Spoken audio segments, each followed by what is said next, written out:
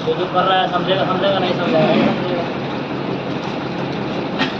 नमस्कार भाइयों, नमस्कार। विमलेश पांडे यूट्यूब चैनल में आप सभी लोगों का स्वागत है। जैसा कि हमने पिछले वीडियो में डिस्कस किया था कि इंजन क्या है, कितने प्रकार के होते हैं, और मैंने उस वीडियो में कहा था कि हमारा आगे का टॉपिक BS4, BS6, BS2 में क्या डिफरेंट है, इसके बारे में टॉपिक रहेगा। अभी हम शुरुआत करते हैं हमारा BS2, BS4 और BS6 में क्या डिफरेंस है, ये किस लिए आया है, BS क्या है, इसका क्या मतलब है। देखिए, सबसे पहले तो हम बात करते हैं BS क्या है। एक BS का मतलब होता है भारत स्टेज, मतलब हम कौन से स्टेज पे पहुंच गए हैं। जैसे कि अभी हमारा करंटली जो आया है BS6 आया है, जो कि 2021 अप्रैल 2021 में लागू हो गया था। ठीक है, इसका क्या सिस्टम होता है, जो इससे पहले गाड़ियाँ आती थी BS2, BS3 भी आया है, BS4 भी आया, पर BS5 नहीं आया क्योंकि उसका टाइम ओवर हो चुका था। जिस टाइम पे हमें BS5 आना चाहिए था उस टाइम पे वो नहीं ला पाए, तो इसीलिए हमारा BS6 होता है, BS6 हो गया। मैंने जैसा बताया कि BS6 होता है भारत स्टेज, मतलब हमारे जैसे जैसे पीढ़ी आगे बढ़ रही है तो जनसंख्या बढ़ रही है, साथ में हमारे हम ट्रैवल करने के लिए गाड़ियाँ भी बढ़ रही हैं, सब अपना अपना पर्सनल गाड़ी ले रहा है, तो गाड़ियों की जनसंख्या भी उसी प्रकार से बढ़ रही है। तो उस प्रकार से हमारे वातावरण पर उसके पॉल्यूशन से बहुत इफ़ेक्ट पड़ता है, बहुत नुकसान हो रहा है। तो अगर हम इस चीज़ को कंट्रोल नहीं करेंगे तो हमारे आगे आने वाली पीढ़ी को बहुत ज़्यादा नुकसान उठाना पड़ेगा।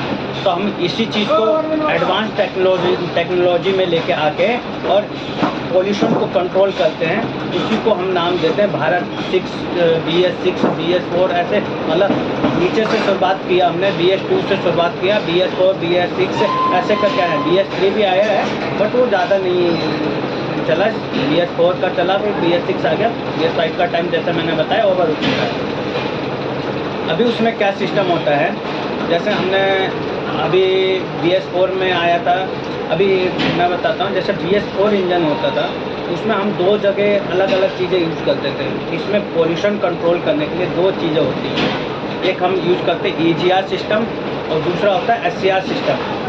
BS2 में हमारे पास में दोनों में से कुछ नहीं था, हमें बस एक इंजन था हमारे पास में, इंजन पे 1 लीटर फ्यूल जल रहा है, उसका पॉल्यूशन का कुछ अंदाज़ा नहीं था कि कितना निकल रहा है। ठीक है, अभी हम जगह जगह पे सेंसर का यूज कर रहे हैं, तो सेंसर का काम होता है और मतलब स्कैन सबका डाटा देना, EGR सिस्टम लगाते हैं, SCR सिस्टम लगाते हैं, और जैसे जैसे हम आगे बढ़ते गए उसमें हम ECU भी लगाने लगे। मतलब BS2 में ECU सिस्टम नहीं था, बट अभी जैसे BS4, BS6 हो गए, ECU बोले तो इलेक्ट्रॉनिक कंट्रोल यूनिट है।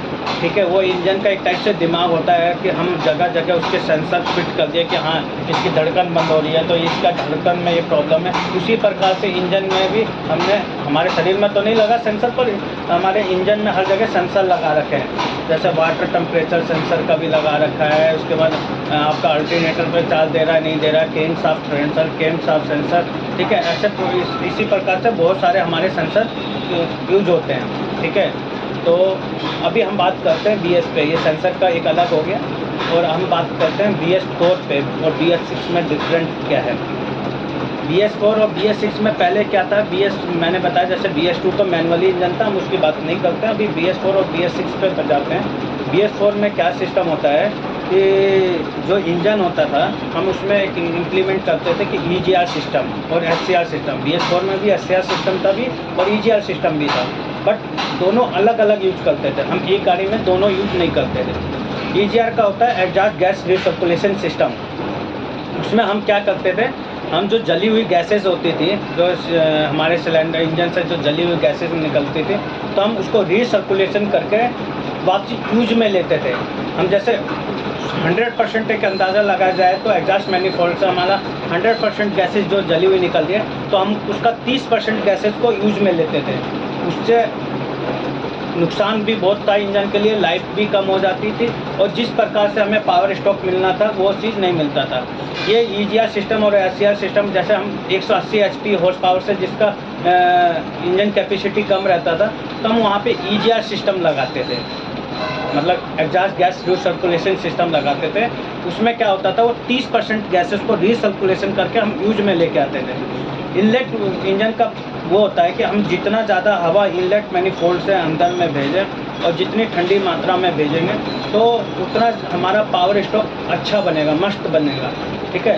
तो EGR सिस्टम में क्या होता था कि जली हुई गैसेस जो होते हैं उसमें हम यूज में लेके आते थे, ऑलरेडी उसमें हम उसको जला के फिर दोबारा यूज में लेके आ रहे हैं, तो उतना हमें पावर नहीं मिल पाएगा उससे, क्योंकि वो ऑलरेडी यूज हो चुका है।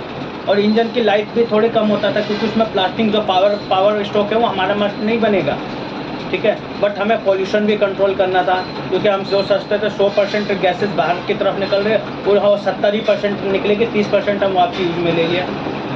और SCR सिस्टम भी हम 180 HP से यूज ऊपर में लेके आते थे। पहले क्या था, BS4 में अगर 1 लीटर फ्यूल जलता था तो 260 मेगा जूल तक उसमें पोल्यूशन के नॉर्म्स थे, मतलब पोल्यूशन निकलता था।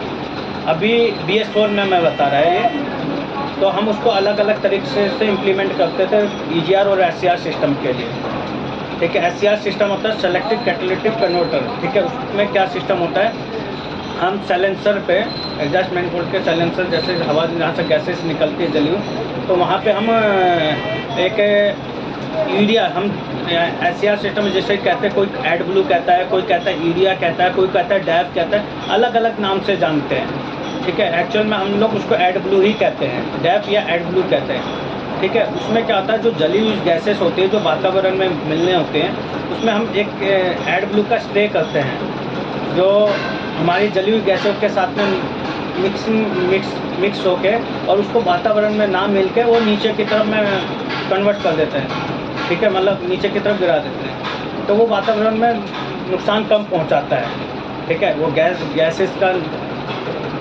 सर्कुलेशन होता है, उसका भी है कुछ सिस्टम, वो मेरे को पूरा क्लियर नहीं है। बाकी अब आते हैं हम BS6 पे, ठीक है। BS6 का सिस्टम क्या होता है कि भारत स्टेज 6, हम 6 लेवल पे, अभी यूरोप में यूरो 7 का आने वाला है, हम BS6 पे हैं। तो उसमें क्या सिस्टम होता है कि हमें जो हमारा 260 मेगाजूल, जैसे मैंने बताया BS4 में कि 1 लीटर फ्यूल जलने पे 260 मेगाजूल तक का फ्यूल नॉर्म्स था।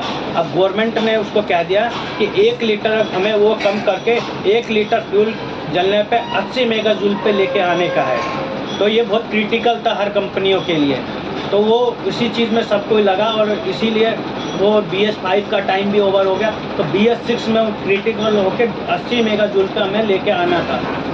तो 80 मेगाजूल पे कैसे लेके आया जाए, ये चीज़ में कंपनियां लगी, तो उन्होंने दोनों चीज़ कोइड कर दी। अभी जितनी भी गाड़ियाँ BS6 के देखेंगे तो उसमें EGR सिस्टम भी यूज होएगा और SCR सिस्टम भी यूज होएगा, मतलब एक ही गाड़ी में दोनों चीज़ यूज होते हैं।